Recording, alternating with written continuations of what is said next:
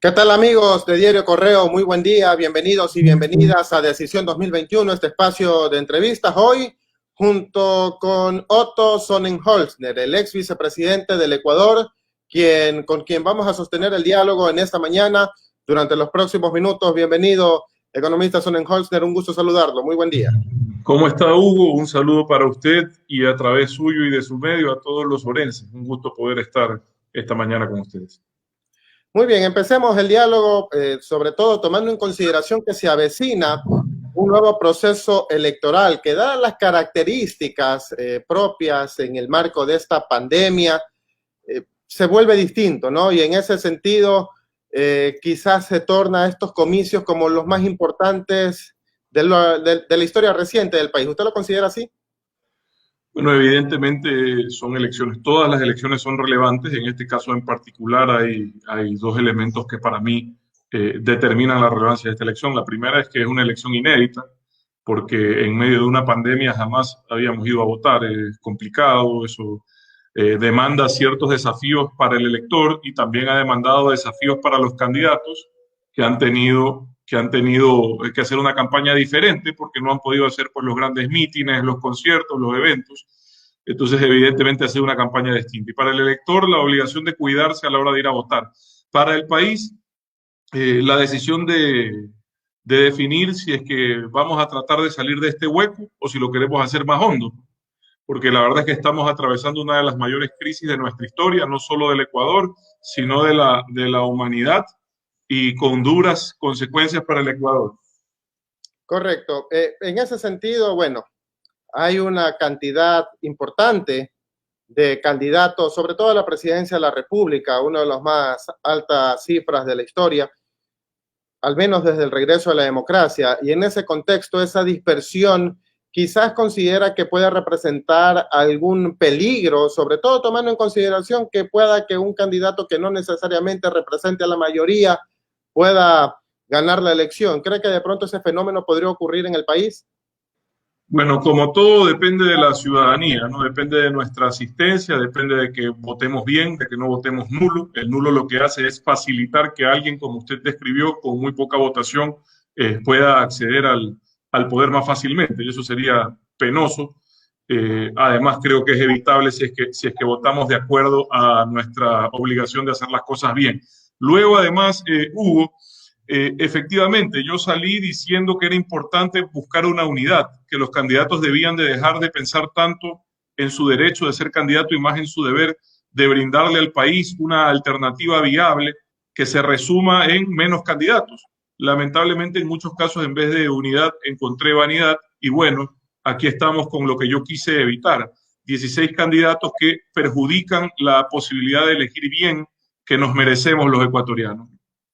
En ese contexto, usted menciona que precisamente en vez de unidad ha encontrado más bien vanidad en al menos algunos de los candidatos que se postulan, tomando en consideración que las preferencias electorales, de acuerdo con algunas de las encuestadoras autorizadas, concentra o registra que 3 de los postulantes son los que concentran más del 60% de la aceptación popular y los 13 candidatos restantes ni el 40%.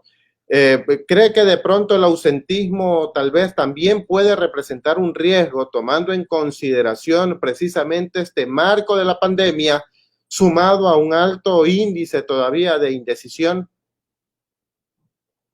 Como le decía Hugo, yo creo que la pandemia puede afectar esas cifras y la cantidad de candidatos no le ha permitido a la ciudadanía informarse adecuadamente y podría tener un efecto de incremento del voto nulo. Yo estoy tratando de, a través de mi participación en medios de comunicación, invitar a la ciudadanía a que ejerzan su voto de forma responsable, a tratar de votar por una causa, por un objetivo, a tratar de con su voto de evitar que el Ecuador retome la senda del socialismo del siglo XXI, que desde mi punto de vista es un modelo que le ha hecho mucho daño al Ecuador, que ha terminado de hacerle un daño terrible a países como Venezuela, la misma Argentina. Creo que el Ecuador no se merece ese destino y creo que están en la obligación, estamos en la obligación todos los ecuatorianos de encontrar una alternativa que nos aleje de ese destino. Entonces, es difícil porque, insisto, lo ideal hubiese sido que los políticos de nuestro país hubiesen tenido algo de desprendimiento en beneficio del Ecuador. Yo quise dar el ejemplo de aquello, que hubiesen logrado unirse por objetivos y no de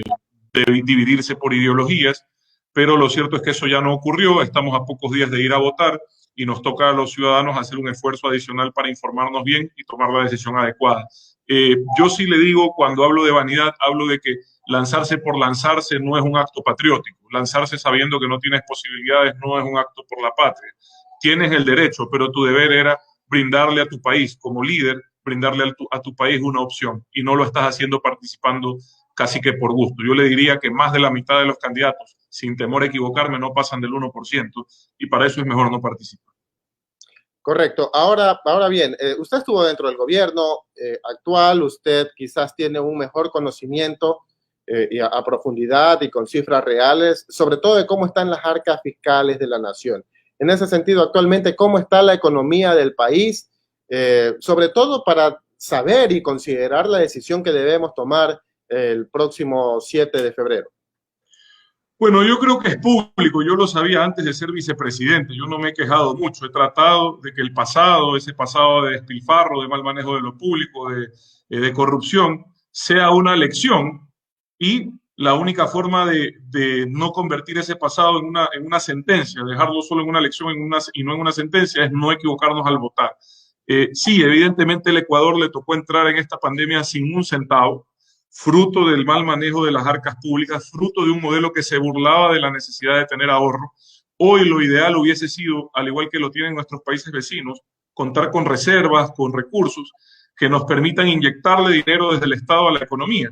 Pero lo cierto es que el Ecuador ha logrado mantenerse a flote a punta de el apoyo de los multilaterales y de fuertes recortes en el gasto público, que yo sé que no son populares, pero eran correctos, no incluidos las decisiones en torno a los subsidios, que hoy permiten que en vez de que se subsidie y se entregue dinero a quien no lo necesita, se pueda aumentar las transferencias monetarias a quienes sí lo necesitan. 300 millones de dólares adicionales en diferentes tipos de bonos para los ecuatorianos en el 2020, incluido el bono de emergencia por la pandemia, y más de 800 millones de dólares adicionales en el 2021. Gracias a las decisiones que fueron duras, pero que han permitido financiar y darle recursos, porque no hay nada de malo en darle plata a quien está pasando una situación desesperada. Lo malo está en hacerlo de forma equivocada, tomando recursos que son ajenos, que no le pertenecen al gobierno. Hay que hacerlo, pero con orden, con disciplina y tomando los recursos que sí están a disposición del gobierno y no lo contrario. Y esos recursos están muy limitados. La situación es difícil. Ahora, ¿hay salida? Sí, sí hay salida, pero no en el despilfarro, no en la mala administración de lo público. Hay salida en el orden, en la disciplina, en construir paso a paso el camino de desarrollo, prosperidad y equidad que nos merecemos los ecuatorianos. Y ese no es un camino ni de 100 minutos, ni de 2 días, ni de 4 años. Ese es un camino que hay que empezarlo a transitar ya, pero que es un camino que tarda y además necesita de todos para que cumplamos los objetivos. Correcto. A propósito de cumplir esos objetivos, uno de los candidatos incluso ofrece regalar $1,000 a 1 millón de ecuatorianos y ecuatorianas en la primera semana de gobierno. ¿Es esto posible? ¿En realidad es viable esta propuesta o forma parte también de esta serie de demagógicos planteamientos que se escuchan precisamente en esta época?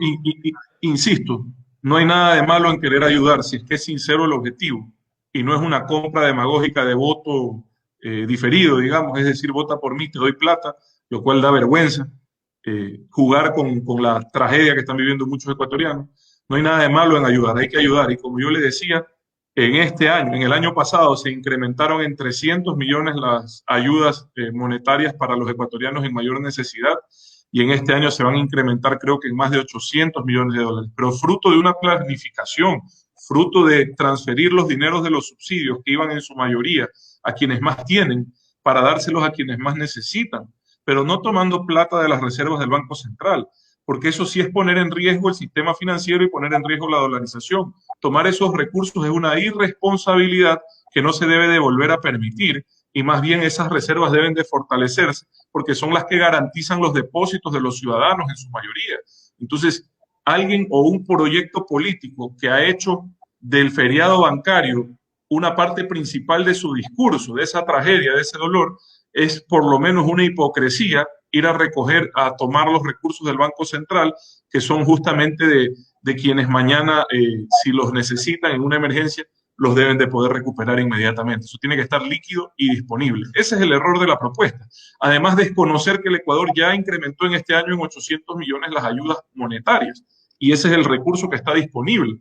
Si alguien me dice cómo puede incrementar 200, 300, 500, 800 millones más sin poner en riesgo la estabilidad económica del sistema financiero, la estabilidad de la dolarización, bienvenido sea, pero ellos no han dicho eso. Ellos lo que han dicho es que van a tomar plata ajena y eso no está bien. Uno no puede, digamos, tomarlo ajeno así nomás.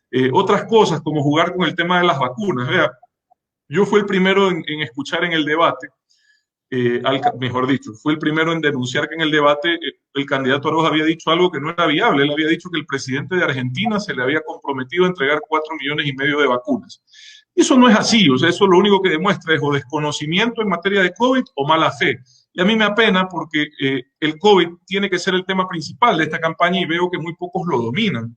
Si queremos recuperación económica, empleo, volver a las escuelas, mejor sistema de salud, tenemos que salir de la pandemia.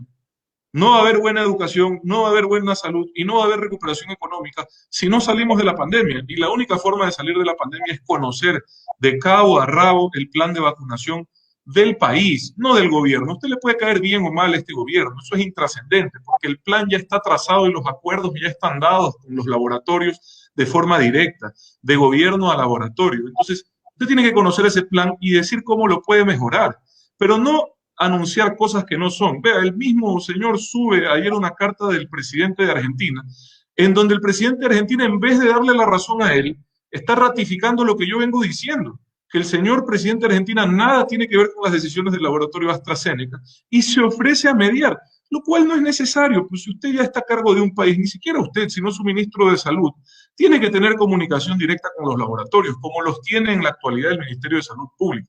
El Ecuador ya tiene para todos los ecuatorianos 18 millones de vacunas, ¿ya? Que son 18 millones de dosis, perdón, que son 9 millones de vacunas comprometidas hasta el mes de octubre. El Ecuador está en capacidad de vacunar 100.000 personas al día. Si en el transcurso de este año los laboratorios incrementan su capacidad de producción, que es probable, se incrementará la velocidad de vacunación en el país. Pero las vacunas ya están distribuidas a nivel mundial en función de los acuerdos a los que han llegado los diferentes países.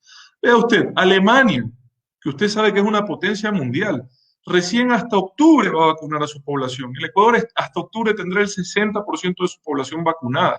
Pero nadie habló de eso. Hacen demagogia con el tema del COVID, cuando el COVID debe de ser el tema principal de cualquier próximo gobierno, porque efectivamente sin superar la crisis del COVID no vamos a superar ni la crisis económica, ni la crisis sanitaria, ni la crisis educativa que está viviendo el Ecuador.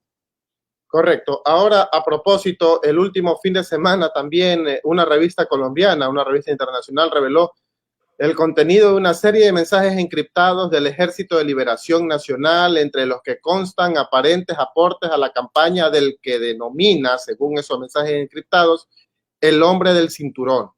En ese sentido, ¿cuál cree usted que debería ser el rol que debe cumplir el Estado en su conjunto precisamente ante estas graves aseveraciones y sobre todo que provienen de información proporcionada a nivel oficial, en este caso en Colombia? A ver, que digamos, más allá de esa afirmación que se tiene que investigar, yo no voy a hablar de investigaciones en curso, pero lo cierto, digamos, lo que no tiene ninguna discusión es que este modelo del socialismo del siglo XXI, que ellos le dicen ahora progresismo, como se les quemó el nombre, ahora le dicen progresismo, tiene una clara identificación con algunos grupos irregulares colombianos y de otros países, se encuentran en foros internacionales, tienen causas comunes y yo, desde mi punto de vista, uno no puede tener causas comunes con delincuentes. Así que por ese lado, inclusive por esa razón, más allá de si se comprueba o no lo del financiamiento, que es un proceso investigativo, inclusive por esa cercanía con personas que le han hecho mucho daño al Ecuador, estos grupos irregulares, que no solo a Colombia, sino al Ecuador también le han hecho mucho daño, uno no puede estar cerca de proyectos políticos que tienen afinidad con esos grupos. Si uno quiere el bienestar de su país, tiene que estar lejos de los grupos irregulares que se dedican al secuestro, al narcotráfico, al terrorismo, a la trata de blancas, a la minería ilegal. al margen de si se comprueba o no el financiamiento, que insisto, eso es un tema investigativo, el hecho es que existe una afinidad que evidentemente, por lo menos desde mi posición, uno tiene que estar como líder lejos de eso porque eso representa todo lo que está mal en el mundo y eso hay que erradicar. Correcto. Cuando usted decidió dejar la vicepresidencia, en mediciones hechas en la época por las encuestadoras, tenía más del 60% de aprobación. ¿Por qué no se candidatizó finalmente, teniendo esa Sí, aprobación? sí, sí. Y altísima intención de voto también. De hecho, lideraba. Por eso es que hasta el día de hoy sigo siendo fruto de una cantidad de injurias y calumnias. Pero bueno, así es esto. No podemos permitir que los políticos, ciertos políticos, algunos, sí, que se han dedicado a convertir a la política en una cloaca para ahuyentar a los buenos y atraer a los malos, no podemos permitir que se salgan con la suya. Yo no me he retirado de la vida pública, yo nunca dije, mejor dicho, siempre fui claro y dije que no iba a ser candidato, siempre dije no soy candidato a nada. Entiendo que hubo una alta expectativa de mi participación en esta lida electoral, pero yo salí a buscar unidad y no para mí ni en torno mío. Yo no me creo más ni mejor que nadie, yo estaba tratando de buscar unidad para el país y lamentablemente, como les expliqué, no lo conseguí. Quise luego dar un ejemplo de desprendimiento, decir, bueno, a pesar de que tengo las opciones, por favor, no le entreguemos al país esta cantidad de candidatos porque va a significar un problema. Entonces, fueron dos decisiones que trataban de dar un mensaje. Eh, yo no me he retirado de la vida pública, creo que mi opinión hoy la estoy dando en función de cumplir lo ofrecido, tratar de guiar a la gente hacia un camino. La decisión final es de los ciudadanos, a mí nunca me han dicho qué hacer, yo lo que estoy es tratando de darles las herramientas para que tomen una decisión y por ese lado seguiré activo hasta el 7 de febrero y luego evidentemente seguiré con mi trabajo que lo he venido haciendo siempre de labor social sin descuidar de lo que yo vivo. Yo no vivo de la política, yo tengo mis empresas en la agricultura, en el comercio, en la construcción y yo estoy dedicado a eso también. Así que sin descuidar de lo que yo vivo, pues seguiré aportando al país desde donde me corresponde. En ese sentido, ¿tiene previsto tal vez estructurar o conformar o liderar algún tipo de proyecto político? Creo que ahora hay que esperar a ver cómo queda el tablero después de estas elecciones, Hugo. Yo creo que el país va a entrar en un proceso de renovación de los políticos. Es mi impresión, eso percibo, eso es lo que siento en el ambiente y veamos qué nos dicen estas elecciones, qué mensaje nos dan los ecuatorianos y en función de eso yo iré tomando decisiones. No, insisto, no en torno mío, sino en torno de cómo puedo ayudar al Estado. Correcto. Y en ese sentido de tomar decisiones, usted tal vez ya decidió por quién va a votar este 7 de febrero. Todavía estoy esperando a ver las últimas encuestas hasta el jueves. Yo sé que ya no son públicas, pero por ese lado, según eso, yo veré quién tiene opciones reales, no solo de entrar en segunda vuelta, sino de ganar en segunda vuelta. De ganarle al socialismo del siglo XXI. Correcto. Y en ese sentido, ¿cuál es su mensaje, sobre todo para los orenses, para los machaleños, para quienes están pendientes, los ecuatorianos también que están pendientes de esta entrevista, de este diálogo? No, saludarlos, pedirles que por favor tomen un voto consciente, que su voto tiene que ser por una causa, ¿verdad? Yo creo que no será la primera vez que los ecuatorianos vamos a las urnas sin necesariamente tener una opción que nos agrade del todo para votar, pero tenemos que escoger la mejor opción posible dentro de las alternativas que nos ha brindado la clase política del Ecuador. Tienen todas las herramientas para averiguar, para saber qué modelo funciona, qué modelo no funciona. Si quieren saber del socialismo del siglo XXI, acérquense a cualquier semáforo de cualquier cantón de nuestro país y conversen con alguno de los más de 600.000 venezolanos que vienen huyendo a pie de esa tragedia de modelo de gobierno y pregúntenles por qué están aquí, por qué durante 12 o 14 años creyeron que el modelo por el que votaron representaba prosperidad, desarrollo y terminaron en miseria, terminaron migrando de una forma inhumana. Pregúntenles, conversen con ellos, que casi les puedo decir que vienen del futuro si es que nos equivocamos a la hora de elegir el domingo. Correcto. Muchísimas gracias, economista Sonnenholzner, ex vicepresidente del Ecuador, que estuvo precisamente en este diálogo con Diario Correo. Muchas gracias por su tiempo. Gracias, Hugo. Un saludo y disculpa al inicio que estaba mi pequeña hija aquí conversando. Disculpa que había una pequeña distracción, pero sí estamos todos ahora con el teletrabajo y el trabajo en casa y bueno, pues entre niñeros, profesores y trabajadores estamos aquí en la casa. Un abrazo, salud. Chao. Un gusto, muchas gracias y a ustedes, seguidores de Diario Correo, los invitamos a seguir pendientes de nuestras redes sociales con más información y, por supuesto, sobre todo, contenido al instante. Tengan todos ustedes un feliz resto de día. Gracias, Hugo. Salud. Salud.